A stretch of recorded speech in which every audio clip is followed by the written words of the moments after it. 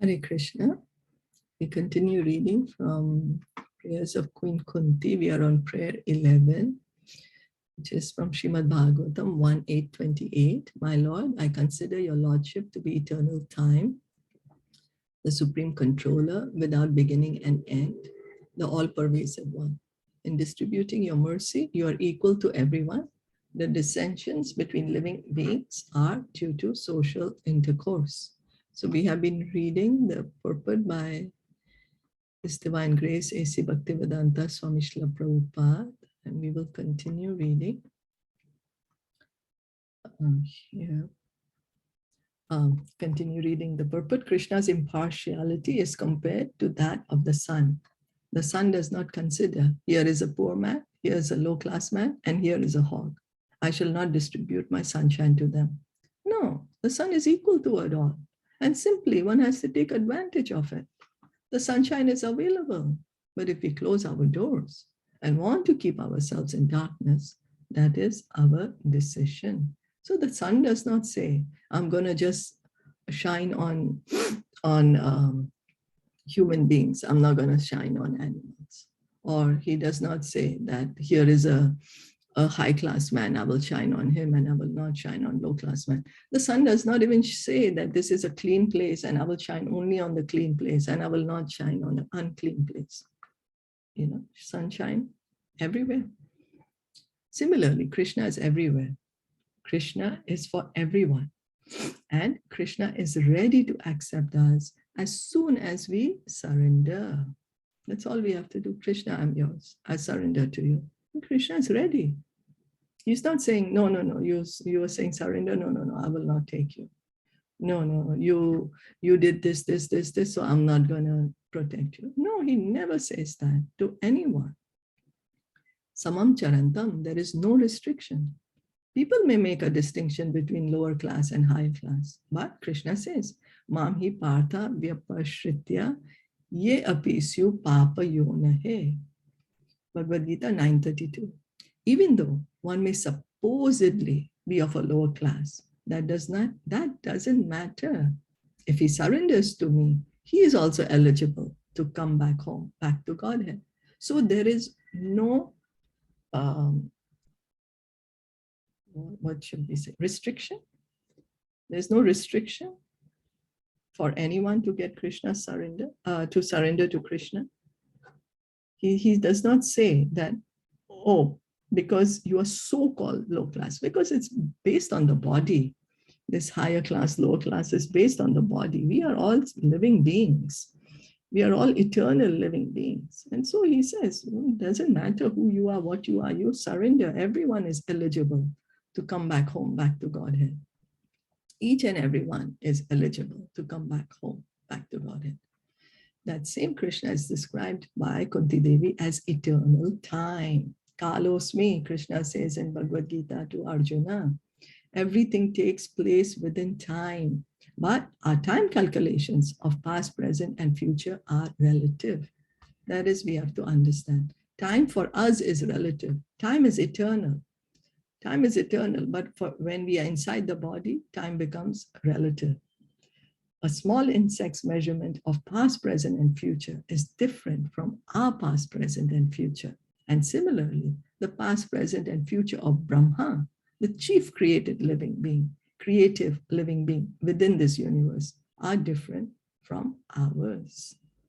But Krishna has no past, present, or future. Therefore, he is eternal. We have a past, present, and future because we change from one body to another. You see, time actually has no effect on the soul. But right now we are inside the body. Right now we are inside the body. So we say past, present, and future. And then because each and every different, so our body is different than insect body. So his past, present, and future is different than ours. And similarly, Lord Brahma, he lives for an amazingly long time. In his one day, there's this 1,000 Chatur Yugas. Imagine, we can't even live for one yug, and he's living for 1,000 cycles of this Chatur Yugas. So time is relative on the body, But Krishna, Krishna has no past, present, or future. When he comes to this material world, Krishna comes in his own eternal form. So Krishna is eternal. So the body we have now is dated. At a certain time, I was born of my father and mother, and now this body will stay for some time. It will grow. It will produce some byproducts. Then it will become old and dwindle and then vanish. And then I shall have to accept another body. When the past, present, and future of my present body are finished, I shall accept another body. And again, my past, present, and future will begin. But Krishna has no past, present, or future because he does not change his body. That is the difference between ourselves and Krishna. So we are in the material world. So we keep on taking different bodies. Right now, we are in the material world. That's what we have to understand. Yes, I'm the eternal soul. Yes, I am the soul. But right now, I am in this body. And so I am subject to the laws of this material world. So there is a past, present, and future for me. But when Krishna comes to this material world, he has no this past, present, and future. Why? He does not have a material body. He never takes a material body. He comes in his eternal form. That is the difference between ourselves and Krishna. As we were just seeing in the revision of Bhagavad Gita, that the prisoner and the king, there is a difference. The prisoner was put there by the laws of the prison, and he can get out only after, according to the laws of the prison. But the king can come and go as he likes. He comes and goes as he likes. So if the prisoner starts thinking, oh, the king is also a prisoner now because he's come to the prison, then it's the foolishness of the prisoner. Instead of being foolish, he can tell the king, my dear king, I'm so sorry I did this wrong thing. Can you please help me get out of here? And if the king sees that, yes, really this prisoner is reformed, he will take him out of here because he has the authority too. So instead of thinking, oh, Krishna is like us, he has a material form. Instead of doing that, we just pray to Krishna, my dear Krishna, I surrender to you. Please help me get out of this position. The eternal position of Krishna is revealed in Bhagavad Gita. There Krishna said to Arjuna in the past, millions of years ago, I spoke this philosophy of Bhagavad Gita to the sun god. Arjuna appeared not to believe this. Of course, Arjuna knew everything. But for our education, he said to Krishna, Krishna, we are contemporaries. And since we were born at practically the same time, how can I believe that you spoke this philosophy so long ago to the sun god? So Arjuna, he's a pure devotee of Krishna. He cannot be an illusion, but he was put into illusion so that Krishna could speak the Bhagavad Gita for us, so that we can take instructions from Bhagavad Gita. So as we just read now, we were doing the review of 4th chapter. Arjuna is saying, how you spoke to sun god, you are my age, you're my contemporary. How you spoke this philosophy so long ago to sun god? Then Krishna replied, my dear Arjuna, you were also present then, but you have forgotten, whereas I have not. That is the difference. Past, present, and future pertain to persons who forget. But for one who does not forget, he lives eternally. There is no past, present, or future. So Krishna says, Arjuna, you were also there, but because your body was different, you have forgotten. So we can see, we the living entity, even though when we get liberated, what happens is that we are not equal to Krishna. Never at any point can we become equal to Krishna. Yes, we are eternal. Yes, we are souls. We live eternally in the spiritual world. Yes, when we go there, when we go to the spiritual world, yes, then there is no past, present, future for us. But when we come to this material world, then we get subject to this laws of nature. But when we are in the spiritual world also, it doesn't mean we become equal to Krishna.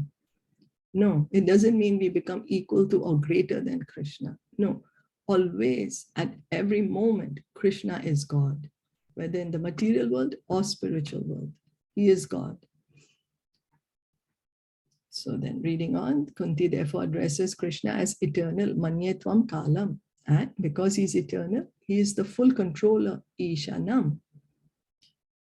He's the controller. Do we think that, okay, right now I'm liberated, and so I can create this whole material energy. She's coming from me. I will tell her to work. I will glance at her and she will start, the modes will get agitated and I will create the material elements. No, we can't. We do not have that capability or the capacity.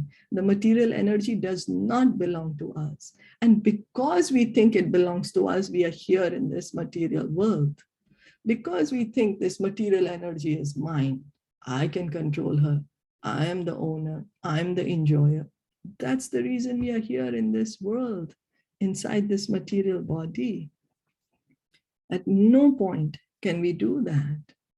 So Krishna is, Kunti therefore addresses Krishna as eternal, Manyetvam Kalam.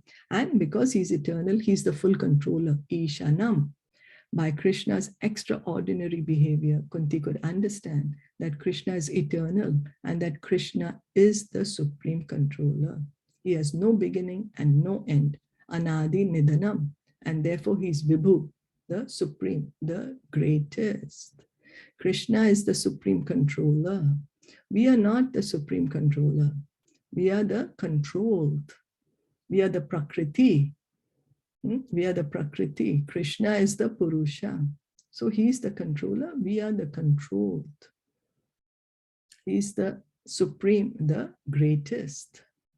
We are Anu, the smallest, and Krishna is Vibhu, the greatest. We are part and parcel of Krishna, and therefore Krishna is both the smallest and the greatest, whereas we are only the smallest.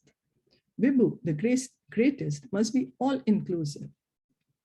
So Krishna is both Vibhu and Anu. We are part and parcel of Krishna, and we are Anu, the smallest. And because we are part and parcel of Krishna, so means, okay, Krishna, I can be the smallest, but Krishna is the greatest also. But we can't be the greatest, and that's the difference. We can't be the greatest. We are only the smallest. No matter what we try, we may say that I'm gonna do meditation, I will become God, or I'm going to get this knowledge, I'm going to become God, or I'm going to do hearing and chanting and I'll become God. No, at no point can we become God. No point. The whole aim of meditation, the whole aim of knowledge, the whole aim of hearing and chanting is for us to come to this point, realize our original position, who we truly are, not who we think we are, not who we think we should be, but who we truly are. Then someone will say, what? I have to realize that I'm the smallest? I'm not the greatest? For what? I don't want this self-realization. But then that means we don't want to understand the truth. We do not want to understand the fact. That's a fact. This is the fact. Are we ready to hear about the truth? That is self-realization, not somebody who we think we should be. Because we think we are something great, we are here in the material world. Then if one has a large bag, one can hold many things, whereas in a small bag, one cannot. Because Krishna is Vibhu, the greatest, he includes everything, even past, present, and future time. And he's all-pervading, present everywhere. So Krishna is the Paramatma. We are not pervading everywhere. We are, right now, we are just in our own bodies. We are not in everyone else's body. So we are not all-pervading. Yes, we are eternal. Yes, we are the soul. Yes, we are very great. But we are not the greatest. We are not all-pervading. Krishna is all-pervading. He is everywhere. So that is a difference. That yes, we are all souls. Yes, we are all souls, and a soul is very great. But amongst all the souls, there is one greatest soul, and that is Krishna. Is that okay? Let's stop here for today. Any comments or questions? No. Okay, thank you so much for listening in and joining in. We'll continue with the purport tomorrow. Kunti Maharani ki jai, Shila Prabhupada ki jai, Gaur Bhakta Vrinda ki jai. Hare Krishna.